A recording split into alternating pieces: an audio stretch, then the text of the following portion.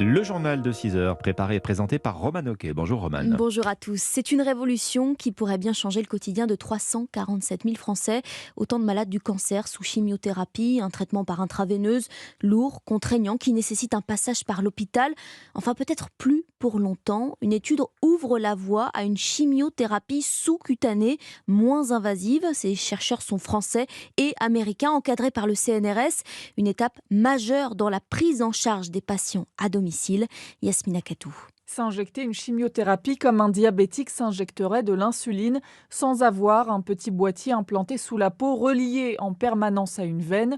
Pour cela, les scientifiques ont modifié un principe actif pour lui permettre de passer dans le sang sans stagner sous la peau. Julien Nicolas, directeur de recherche au CNRS et responsable de l'étude. On a modifié en fait ce principe actif, on l'a accroché à une chaîne de polymères. Donc un polymère, c'est une macromolécule.